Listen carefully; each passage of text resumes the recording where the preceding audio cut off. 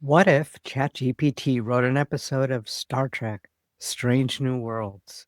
One so bold, character driven, and so sharp it could go toe to toe with the official scripts.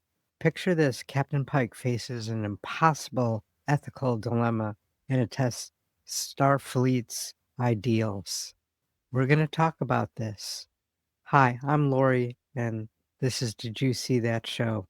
A lot of people have been complaining about the writing on Strange New Worlds. They're saying it doesn't quite follow the directive. And sometimes I agree. I think part of the reason is the writers probably have not watched all of the Star Trek episodes.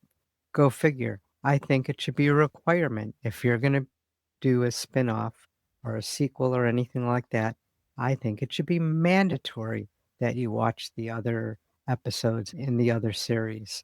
So I decided let's do an experiment. People have complained that the writers have wasted a lot of the episodes with doing a documentary and a singing episode, stuff that's already been done, that they're not really following the prime directive. So I said, why don't I have ChatGPT write me an episode? So I told it to write me a 46-minute episode. Then I asked for it to write me a synopsis, recap, whatever you want to call it. So let's see how they did.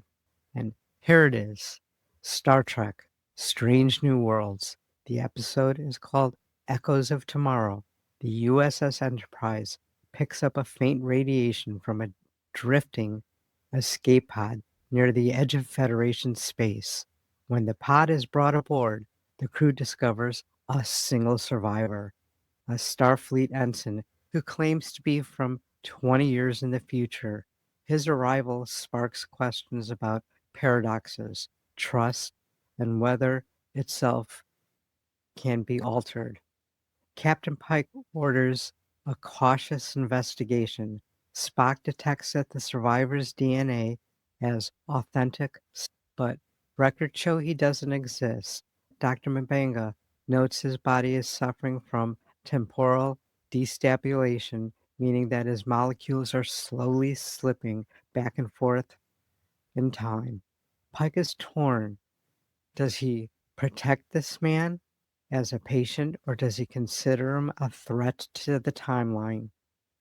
The ensign reveals fragments of the future, a battle that destroys Federation outposts, the loss of key officers, and hints of a betrayal within Starfleet itself. Uhura and Ortegas wrestle with the moral weight of this knowledge. Is it a forewarning gift or a curse? Pike, haunted by his own foreseen fate in the accident years ahead, emphasizes deeply, but fears the danger of trying to outmaneuver the destiny. Meanwhile, a rift in space opens near the pod's recovery site, threatens to put the Enterprise into a temporal vortex. Spock deduces that the rift is anchored to the ensign's unstable presence. The future and the present are colliding because he is out of place. The ethical dilemma. The crew debates. Leanne agrees that the ensign could be helpful in preventing this tragedy if they act on his warnings. Spock insists that the temporal integrity must prevail. Intervention could unravel history itself. Pike struggles, seeing the young man echoes of cadets he had yet to lead, some of whom he knows will die under his command. The ensign, torn between survival and duty, begs them to let him stay, believing he could make things better. As the rift expands, threatening to erase the specter from existence, Spock calculates only one solution: the ensign must return to his own time, no matter the cost. With a somber farewell, Pike assures him that Starfleet's strengths have always been built on sacrifice and trust in the greater good. In the final act of bravery, the ensign enters the shuttle, piloting it into the rift to seal it shut. His last words to Pike: the future remembers you, not for what you prevent, but for what you inspire. The rift closes, all is quiet again.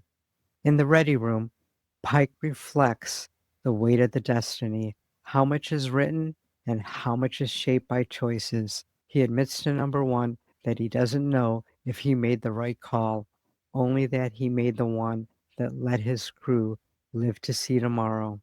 Camera lingers on Pike, staring into the stars, caught between the future he fears and the present he commands. I don't know about you, but this sounds pretty good to me. So, can AI actually write better than the writers? Does it follow the prime directive better? Now, I think that the AI takes into consideration some of the past episodes and series where, like I said, I don't even know if the new writers have watched all of them. Now, they may not have actually had to watch all of them, but they should have at least watched the big ones, the original Star Trek, maybe the Next Generation, maybe one other series, but they probably should have watched them all. I think it should be mandatory if you're getting paid to write, and I assume they're getting paid a decent amount of money, and it is a spin-off, you should at least know what the original one is about and know a little bit about Star Trek, Prime Directive, characters, outcomes, and so forth. And this episode that AI wrote, it didn't waste any time on doing singing shows and turning into Vulcans and trying documentaries and all this kind of stuff that, again, only a 10 episode season. I understand trying new things, maybe one time per season, perhaps two at most. I guess if it's turns out well, they're winners by trying all this stuff. If it doesn't, you get commentary just like this. So let me know in the comments what you think. What do you think about an AI writing? Did it follow the prime directive better than what the writers do? Does it do a better job than the writers? I don't know. In my opinion, this sounded like an episode that I may enjoy watching. Now, don't get me wrong, I did enjoy the other ones. And documentary one, not quite so much, but the others I did enjoy. Did they all follow the prime directive exactly? No. Were some of them a little out of character? Yes. But they were entertaining, and that's my main concern.